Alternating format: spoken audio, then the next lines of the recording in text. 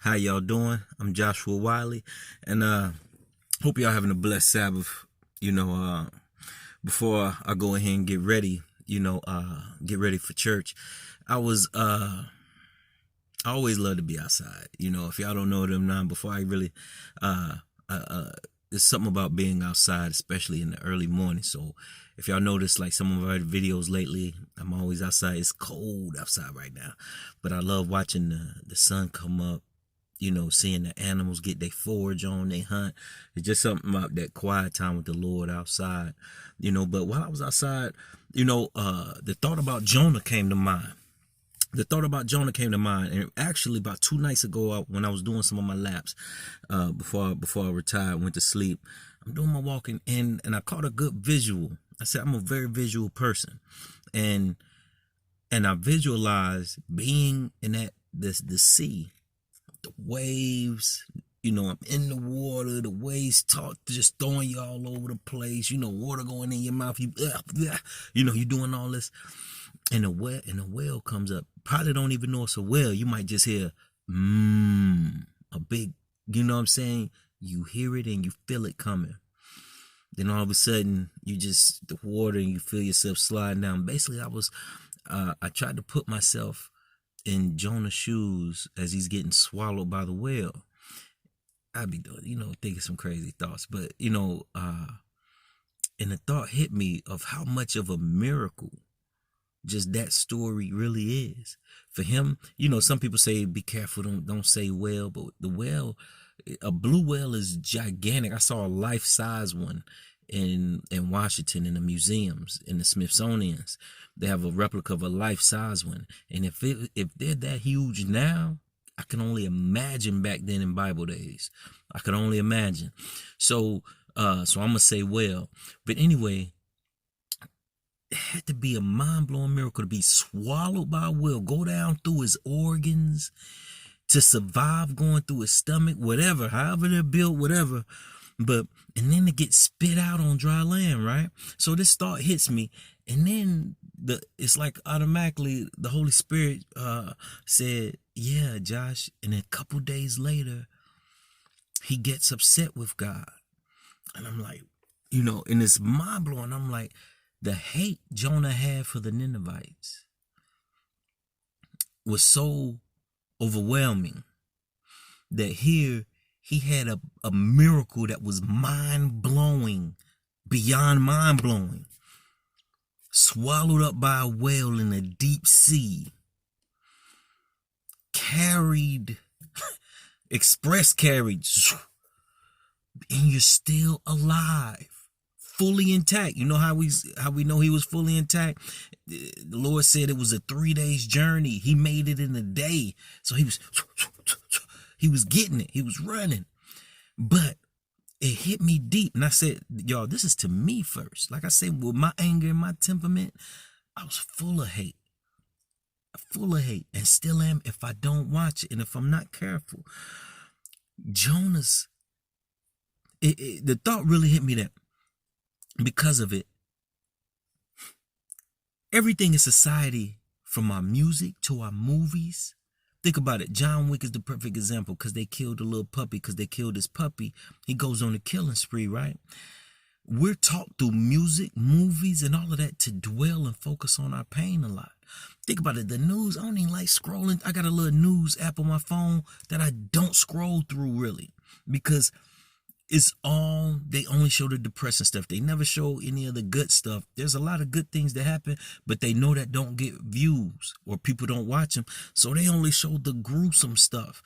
And what I'm leading to when I connect that to Jonah, the devil has society. We're really set up to only focus on pain, our regrets. That's why the demons constantly whisper in your ear, your past, your mistakes. Why? Because the more we focus on what somebody has done to us or wronged us, like Jonah with the Ninevites, no telling what the Ninevites had did.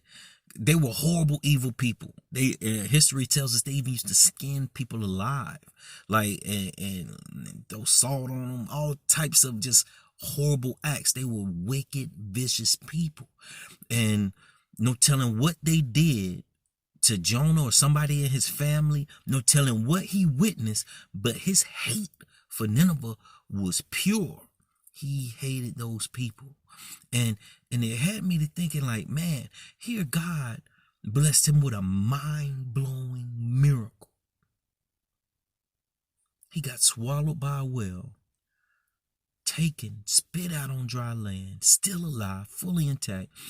And then a few days later, he's upset with God because God had mercy on someone else. His hate surpassed the miracle that had just took place in his life. Let me say that again. His hate surpassed the miracle that had just taken place in his life. And that let me think of like I brought up, the reason why I brought up society is the things we can dwell on, the things we train our mind to even focus on. If we're all the time in a negative mood, or all we do is focus on our mistakes, things we've done wrong, or what people have done wrong to us, if we focus on that all the time and God performs a miracle in our life, like to me, y'all don't, beloved, it is a miracle every day I'm alive to just breathe. I truly know this. I'm not just saying like breathe, like one of my favorite teachers of the word, Henry Wright. I have lung issues, and even though God is healing me slowly, I still have issues, and people really won't know it unless I tell them, And so every day I breathe and be able to talk is a blessing to me. But if I focus on what my family did to me, issues I've had in the churches around me in both conferences, I've had issues not with the heads in the conference, but with some of the heads in the conference and people in the conferences, things of that nature, because of what I was teaching. I was actually ostracized for teaching the sanctuary at one point. But anyway, that's not what, I'm not even gonna go down that road. You know why? Because if we focus on these things, we can forget the tremendous miracles and mind-blowing blessings that we have in our life, like Jonah.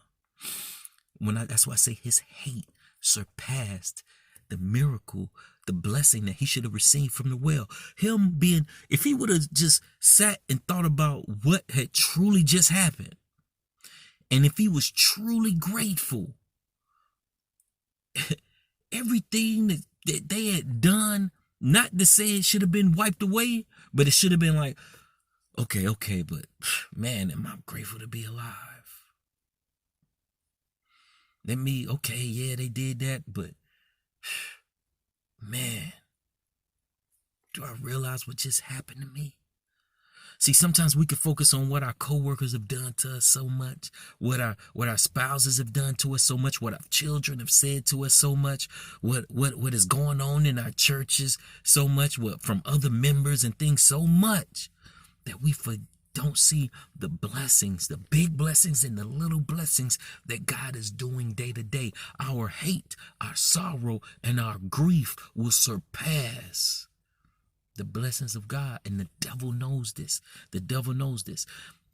We have to train our minds to not focus on the past and to leave the past in the past, or the past will override and become our future. Let me say that again. We have to train our minds to leave the past in the past, or the past will override and become our future. Now, we're human, and of course we have memory. So when I say leave the past in the past, I'm talking about leaving the negative things in the past in the past.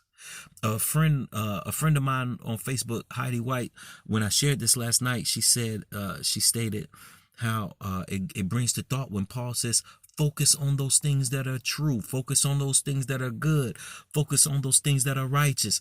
Basically, have happy thoughts. I hate saying it like that, but you have to train yourself to have happy thoughts. And that ties in what I was saying about society. The devil, because he knows how we naturally are with our sinful nature and how easy it is to just always focus on the negative, to gravitate towards the negative. Think about it. If I put a confession video on YouTube, say, oh, Josh is confessed or Josh is exposed, I have almost 100 views in like an hour.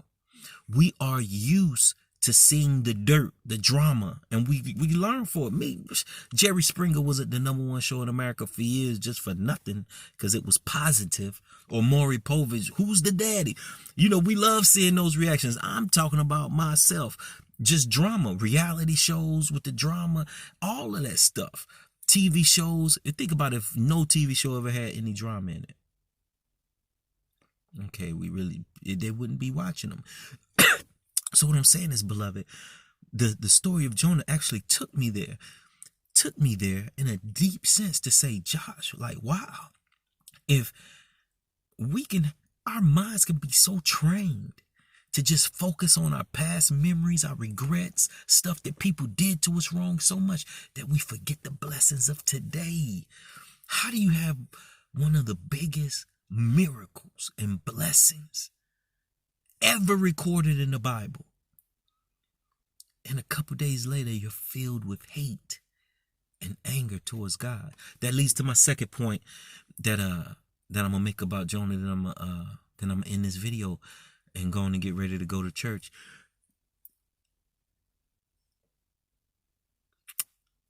In verse 2, when you look at Jonah chapter 2, he says this prayer while he's in the belly of the whale, where he's crying out to the Lord. He says he's crying, so I imagine tears, all of that, even though he kept saying, I'd rather die. You know, many of us say that, I'd rather die. But then when you're in a position to die, then it's, okay, Lord, I changed my mind. So he's in the belly of the whale, and he's crying this prayer to God for his mercy. Read Jonah chapter 2, y'all. He's crying to the Lord, and he says a powerful prayer about mercy. God, you're merciful this. I will have nothing but thanksgiving. Is that true, Jonah? He said, I will have nothing but thanksgiving towards you. He cries this powerful prayer of mercy. Then just days later, he criticizes God for having that same mercy on someone else. Mercy. I said, Lord, I had everything I study, y'all. I don't study it like, this is for such and such, and this is for such a. No, I took that like, Holy Spirit, you're showing me something in me. This was to me, y'all. Because I told you how I grew up, no family. I get criticized from the churches, even recently, even after I told everybody that I was dying and had lung issues, people still criticize me. And even though I was depressed and doing wild stuff, they still were my critics and all that. And I'm filled up with anger. And it was easy for me to just develop hate towards them or focus on them. But like I said, but then, let's just say out of everything I've been through, it's easy for Josh to hate. Basically, let me say it that way. So I took what I was, so when the Lord brought this up to mind, I'm like, Lord, what do you want me to see? And I'm like, mercy. When I read his prayer in Jonah chapter 2, and then in Jonah chapter 4, I see that he's criticizing God himself for having mercy on somebody else. I said, Lord, is that somebody else in the church? How many of us are like that? To where we pray and we cry for God's mercy on our own souls, but the people who have done us wrong, if we actually inwardly wish something happens to them, we won't admit it, but if something bad happens to that person who did you wrong, said something wrong to you, I'm talking about from work, in your family, from church, let something bad happen to that person who said something to you, what the first thing we say? Well, that's how God works. Or I've heard Christians say, well, you know, what goes around comes around. Well, karma is a bee. Karma is a monster. And we say it like, and when you really think about it, is that Christian? Is that Christ-like? Inwardly, a lot of us be wanting punishment and chastisement on others who have done us wrong. And nobody can tell me it's not true. Inwardly, many of us sit back and we wish bad things upon people who have done us wrong. Inwardly. And sometimes we do great jobs of hiding it. Great jobs of hiding it. And so I sat there and I'm like, wow, Lord, here Jonah, a prophet, a messenger of God, lacks love for people. That's a whole nother lesson about Jonah. But here, Jonah represents God's church also, because he's a messenger. He has God's truth. He has God's warning to a fallen nation, and yet he wishes them to die. Yet he's upset with God for God having mercy upon them. Yet 2 chapters before, he's crying to God for that same mercy. And now I'm telling you, I had to look. That's why before I get dressed and all that, I had to come outside and say, hold on, okay, Father, I got to record a short video on this, because I'm like, Lord, please don't let that be me. Please don't let me to cry for mercy and healing upon my lungs and mercy for you to protect my family. But inwardly, I want the person who was my harshest critic online. Inwardly, I want something bad to happen to them, or inwardly to the people who persecuted me and unjustly criticized me in certain churches and certain circles. Inwardly, I'm wishing that their Bible studies fall apart, or that their evangelistic seminars and series don't really work that good, or things of that nature. Or the people, even though I run my own business, back when I used to work and punch a clock, inwardly I'm hoping that guy gets fired who I don't like. Inwardly, I'm hoping that like I say, not only does he, not thinking about his kids and his family if he does get fired, but inwardly, I'm hoping he loses his job because me and him don't get along. Or like I say, or the church member who you don't get along in the pew, you just hope that they leave and go to another church so they'll be out of your hair. Mercy. If I'm the type of Christian who prays and asks for God's mercy upon myself, yet I despise God inwardly if he gives it to somebody I don't approve of. Mercy, and I pray and say, Lord, please don't let that be me. It's horrible to me how the book of Jonah ends. It doesn't end with him reconciling with God. Mercy. This man cried when he was in the belly of the whale, when he was faced with death and punishment for his actions. He cried and pleaded for mercy, but did not want to give that same mercy to other people who were facing death and chastisement. Is that you? Beloved, it's been me. Like I said, this was to me first. Y'all have a blessed Sabbath. And if that's you, honestly, you got to look at it with honest eyes. Look at yourself with honest eyes. Is that you? Do you wish bad things? Do you inwardly, secretly wish bad things on people who have wronged you? People who have done you dirty? Are you just sitting back waiting for something to happen, bad to happen, so you could say, see, I told you, God sees everything. I've seen so many Christians say, woo, God answers prayers, or God will take care of them. God will take care of them. Really? Is that God? Or are you praising the work of Satan? When Satan, put somebody, when somebody, let me clarify that before I end the video, because if somebody is doing evil in their life or doing something wrong, and the consequences of that is they say if they're smoking cigarettes and they get lung cancer, God didn't give them that lung cancer. Their flesh in working with Satan brought that disease upon themselves. God, of course, probably tried to warn them 80 million times to put the cigarette down. Beloved, we can be messengers of God like Jonah. Like I say, Jonah represents the church. And we can lack pure, genuine love for the fallen. But like I say, that's a whole nother study on Jonah.